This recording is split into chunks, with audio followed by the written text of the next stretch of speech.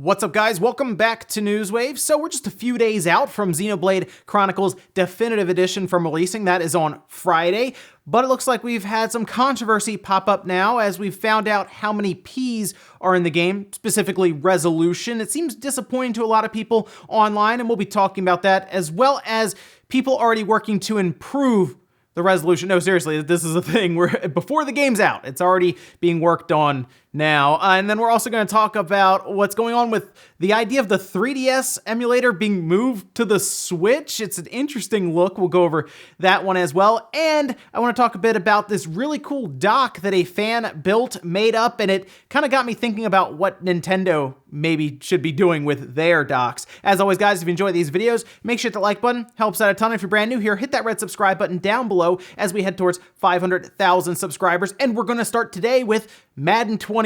Now, look, I'll admit, Madden, I'm not really super excited about every year anymore. Back in the day, like Madden 2005, for example, I was pretty excited about that one. That was a long time ago, though, it feels like. I think even Madden 10, I think I was kind of excited about. But, like, I don't know, recently it's just been like, oh, yep, there's Madden.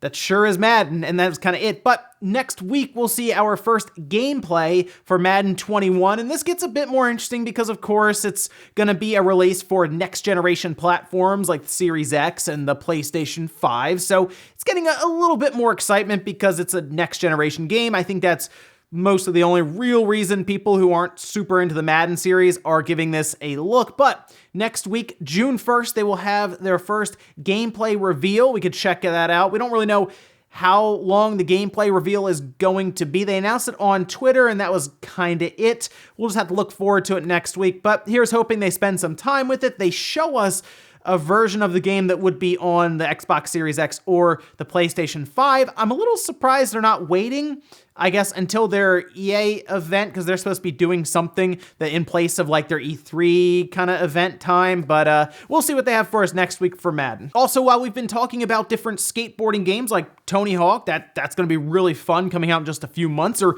even Skater XL that's out in like a month and a half now, well, there's another game that doesn't really get talked about as much, but it looks really, really fun. Have you ever seen Skatebird? Yeah, you can see some of the trailer here. This is a game that I've been keeping an eye on, and I mentioned that they did have a demo that I didn't get a chance to play, but it still looked really, really fun. It has been delayed, though, now to 2021. This was during an update on their Kickstarter page, mentioning that it's pushed to next year, but they have an idea for, believe it or not, a story mode. Not just like a story mode, as they say in their Kickstarter post, where you just go around and get secret tapes and stuff and levels, and then you get enough to move on to the next one or objectives. It sounds like they want to do like a full story mode. I'm curious if they're thinking more like Tony Hawk's Underground, but I gotta see the rise of this Skatebird into like winning tournaments, or it'll be interesting to see how they go about a story mode for it. But it already looked pretty funny anyway. The game looks interesting, I will say. But a lot of skateboarding games. This one is definitely a unique take on it, though. Oh, and one game that is coming out this week that should have your attention, and I think it's kind of going under the radar right now because Xenoblade's coming up, of course, and then we're gonna get into June, and a lot of things are going to start hitting, news, releases, and all of that. I want to talk a little bit about Bug Fables very quickly. It's out on the 28th, so Thursday. It's $25, and I got it on PC at the end of last year, 2019, and I really, really like it. If you're a Paper Mario fan, you're going to want to check this out because this takes heavy inspiration from the original Paper Mario and then Thousand Year Door. So if you were a fan of those games with like the RPG mechanics and the battle system, this is seriously built on that. And you can see some of the visuals here. It has some good writing, I think. It's a pretty long game. It's like 25 hours if you want to go through the main story, and then it can get up to like 40 or 50 if you want to do all of the like the side missions and everything else you can do for side content. But I liked it. I just wanted to point it out because I think it's a very, very good indie game that might kind of go under the radar. I'd give it a look, though. It's coming out Thursday on the Switch, PlayStation 4, and the Xbox One. It's already out on PC now, though, so if you just missed it, you can go pick it up. And guys, with some of the quick news out of the way, let's get into the bigger stuff. Let's start right away with Xenoblade Chronicles Definitive Edition. Again, Friday, I'll be picking it up right away because I kind of missed out on this on the Wii because GameStop pulled some shenanigans, we'll say, with the whole thing. It was already hard to find. GameStop opens up, puts used ones out for well above the MSRP, and I had to borrow it from a friend over a weekend, and I didn't get to spend the 100 hours plus that I probably will put into the Switch version. But some new information has come out as people started to look through the game, as it has leaked online, basically. So people are already technically playing it with hacked Switch systems. And we kind of got some more information here. You can see this tweet, okay? And this was put out by Grader saying, according to leaked Xenoblade Chronicles Definitive Edition configure files, we do see that the resolution in Xenoblade Chronicles 2 handheld is 378 to 540p. Docked, they correct themselves and say 504 to 720p, but in the first tweet they said 540 to 720p, and to be honest, that's a pretty small difference anyway on the bottom end of kind of the resolution scale that you may not necessarily see as often. That's the big thing here, okay? So separating the game itself from the way it's presented on screen, I think is pretty important. People are automatically saying, oh, the game's terrible now. Nah, I mean, Xenoblade Chronicles 2 I thought was good, despite it looking like mud in handheld mode. I still put over 150 hours in that game. I played it majority, I will say, docked, where I think the art style and even the 720p resolution, it kind of still worked out for the most part. I knew what was going on screen. Handheld mode, though, sometimes the resolution went so low, I couldn't tell if my character still had faces. So there's that. But Definitive Edition, I'm looking forward to. But to separate the resolution and the appearance from the gameplay, I think is pretty important here, so people can look at this game and say, I wish it wasn't 378p, right? But here's the big thing here, and this is something that people are kind of throwing around without being too sure on it. That is a scale. So as things happen on screen, you'll have the resolution fluctuate to keep up what's been called a very solid frame rate. Now, I have been told by people who are checking out the game, we'll say, reviewing and all that, it does appear that it is very similar to the presentation for Xenoblade Chronicles 2. So if you played Xenoblade Chronicles 2 like I did in docked mode and you were, for the most part, okay with it, you'll probably have an okay experience. But if you had Xenoblade Chronicles 2 and you couldn't get over what it looked like in handheld mode or any of that, you're probably not going to have the greatest time with Xenoblade Chronicles Definitive Edition in handheld mode. But again, the frame rate seems to be at least better than Chronicles 2. Now, after seeing a comparison that Game Explain put up, yeah, you can kind of tell, but I will admit, the marketing, I think, has shown the best parts of the game, and when we start to see it in person, it'll be a bit different. Even through the YouTube compression, it's still kind of hard to tell, and I look at that resolution and I say, wow, I really wish it wasn't that low, right? I don't think anyone's out there like, oh, 378p, I'm in, right?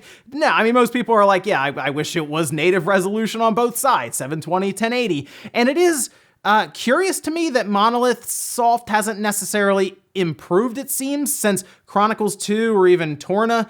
I kind of thought they would have been working up from there and they would have maybe had something really, really cool to show us in terms of the overall technical details for the game when people started looking through it, that we would have seen a higher resolution and all of this. But again, we'll see when we get it in front of us. That's when I will really be able to make a fair determination on how the game looks, much like I did with Xenoblade Chronicles 2. So let's actually move on to how people are already trying to improve the game. Now, over on Reddit, you can see this post here by Breaded Caviar, who mentions that they played around with some of the settings, turned a few off, and also went ahead and bumped up the frequency of the Switch to 460 megahertz. And they also remarked that for some reason, the Switch in handheld mode when playing Xenoblade Chronicles Definitive Edition is like the lowest frequency that it can go when being used in handheld mode. That is very odd, but apparently after this happened, they got much better results in terms of where the resolution would sit during that dynamic resolution that would shift around while you were playing, and it still seemed pretty smooth overall. Battery life, that is a question, of course, but it does make me wonder if this could be something that would be improved through a patch, because they did something similar to Xenoblade Chronicles 2, where they pushed a patch that seemed to help some image quality. But I guess at least, if anything, the HUD is still rendered at a native resolution for the system, and of course on your TV, 1080p, all that. So generally the text looks sharp enough. It's just we'll say the watercolor painting of handheld mode that kind of gets smeared together. But hey, maybe we'll see a patch, maybe we won't, but at least the game itself is good. even if it's like lower resolution, it might not look the best in handheld mode. Next up, let's talk about some of the homebrew community around the Switch. They've been able to do some really, really cool things, right? And it kind of gives us, I guess, a little bit of an insight as to what the Switch really is capable of, wherever it's Digital Foundry and MVG overclocking the Switch to see if some technical hurdles, whether it's frame rate or resolution, like with Xenoblade, can be overcome, or even just full-on emulators being ported and moved over to the Switch, because that's what's happened here. You can see this tweet where we can see M4XW saying Citra running natively with Dynarec under Horizon on Nintendo Switch. Now they say they still have a lot of bugs and other things to do there, but this is them just pretty much moving it over and checking it out. Now, Citra was moved to Android devices, which I guess then in turn was moved to the Switch because it was already kind of made up and developed for Android there and moved over. So it's interesting to think about 3DS games on the Switch. It's not really something I have considered too much because, I mean, you're mostly just going to do it in handheld mode. I guess there are some 3DS games that you don't necessarily need the bottom touchscreen completely for, so maybe they could work around it and maybe have it ported over, but I think it'd be kind of neat to have that, and it would give a whole new use for that flip grip. Remember that thing where it would take the Switch and make it vertical, which they mostly brought up for like vertical shooters, but what if they divided it in half and you have the top screen and the bottom screen like the 3DS dual screen setup? That'd be pretty cool. And hey, they could even continue selling stylus that way, right? Whereas it was for Mario Maker. Hey, now you buy it for your 3DS that just happens to also be your Switch. It probably won't happen, to be honest. I don't think Nintendo is going to go that route, but it is something that would be kind of neat. Although I guess we're still asking for Nintendo 64 games on the Switch and then GameCube. And then we have a ways to go before we even get to the 3DS, but it's just something cool to see as a proof of concept. Next up, let's talk about Last of Us Part 2. We're not too much further out. This game will actually come out, and then I think a lot of the internet can move on finally, because it's still a war zone online whenever Sony posts about this game. And well, I guess fortunate for them because they turned the comments off on Twitter. It's been a bit easier for them to post about the game without seeing tons of spoilers and some pretty good memes, I have to say, and jokes in the comments. I mean, come on, some of those are very, very clever. I much prefer somebody to have like this very roundabout and vague way of spoiling the story without people even knowing it's being spoiled, right? Just like jokes. But they have done that to turn it off, and I'll be curious to see if they turn off the chat on their YouTube and Twitch stream, all of that. But it looks like there will be a gameplay deep dive, and to be honest, the one thing that I think can win even people over who aren't too super thrilled, will say, about the story is if the gameplay is really, really good. But they put out this announcement here with a slide that says the broadcast will be Wednesday, May 27th, that'll be tomorrow, 1 p.m. Pacific, 4 p.m. Eastern time for a deep dive into the gameplay. And they'll probably just take like a slice, 10, 15 minutes, and I guess they'll just go through it. I'll be curious if it'll be like a playthrough of somebody sitting down and just actually going through it, or if they'll kind of talk over the game itself as it's being played with like just narration.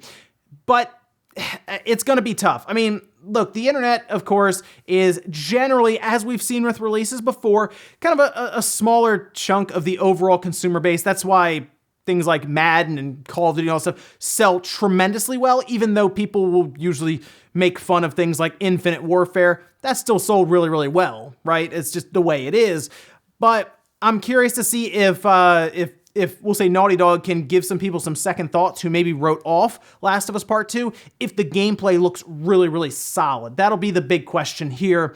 But hey, look forward to Wednesday. I'm sure it'll be really, really fun online. And in our last bit of news, let's talk about one of the coolest custom Switch docks I think I've ever seen, and that is an original Nintendo, an NES, that's being fashioned and moved and changed into a Switch dock. Yeah, internals were hollowed out, it looks like, and it was replaced with the board from the Switch dock and had some cables and extensions moved around inside, and boom, that's your NES dock, and it is really cool. Now, you can see some of the images here, and this was posted to Imgur and also over on Reddit, and it's posted there by Sturm, and it is really, really neat. There's a whole build that they did where they took all the pictures of it and putting it together. It looks like it was a good bit of work to just make it look as, I guess we'll say, first party as possible, but you have the outputs on the back, even the USB ports on the front, which is great. That is where I would prefer ports to at least be for an option, even if it's just one on the front of the dock that maybe has something that can like close over it,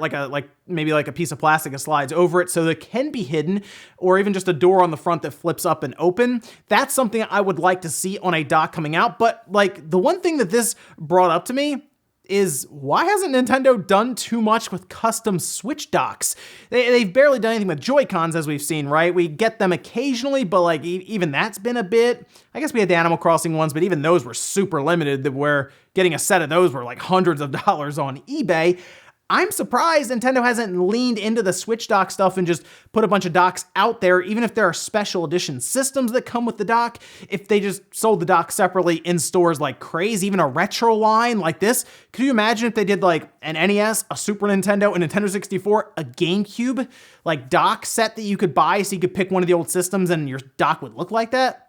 That sounds amazing. So I would like to see Nintendo do more of these things just to kind of get some options out there and be able to customize your dock. But until then, I'm sure we'll see some really cool projects from very talented people. But like, come on, Nintendo, let's get some custom docks out in the world. And we'll finish up with the comment of the day, as you're seeing here. This is from Super Saiyan 3 Fox, saying, I feel like a lot of game franchises go downhill after becoming yearly releases. I think it makes more sense to alternate between new and old IP to help keep games and developers fresh like Ubisoft used to do. Now, this is in response to the Sonic stuff that we talked about yesterday, where it sounds like Sega is going to be spending more time on really any of the Sonic games. It's what they need to do anyway. But the interesting thing about that, Sonic's been a part of so many different genres as Sonic games that they could technically alternate just between those. Like, we've had 2D Sonics, 3D Sonics, Sonic racing games. There was even Sonic Shuffle, which was just Sonic's version of Mario Party. I remember playing that on the Dreamcast, and you know what? I actually liked it. I thought it was pretty fun. If they had continued that, and then they switched between like a 2D Sonic game, and then a racing game, then like another 2D Sonic game, and then the big 3D Sonic game of the generation that they spent years on, I think would do them some good. And that's really what I think they should do. Have several studios that work on just Sonic and put them out yearly, bi-yearly, maybe 3 Sonic games every 4 years or something. That I think would go much better than having Sonic Forces and then Sonic Forces 2 coming out like a year and a half to 2 years later or something like that. I really wish they would put the time in, do Sonic Adventure 3, do it well, do it right, and get people back on board with 3D Sonic. And ladies and gentlemen, that's gonna do it here for Newswave. If you enjoyed this video, guys, hit that like button, really helps out. If not, hit the dislike. Leave comments down below about everything we talked about today, whether it's Xenoblade and the resolution that's gotten out there now. It does drop pretty low at times. How often that happens? Well, we're gonna have to get the game and see for ourselves, because even through YouTube compression, it's gonna be pretty hard to tell completely. Although I'm sure Digital Foundry will let us know exactly how low it drops when and the frame rate counter, so keep an eye on them for that. But does that bug you, or are you already in because the game is at least intriguing or you enjoyed it before? Also, what do you think about the 3DS? Possibly on the Switch? What do you think about the idea of that and bringing some of those titles to the current system? And then Switch docks still being kind of the same. Would you like the idea of having more customized Switch docks, or do you think Nintendo shouldn't even bother and maybe get more Joy-Cons out there? Thanks guys for watching, and I'll see you next time.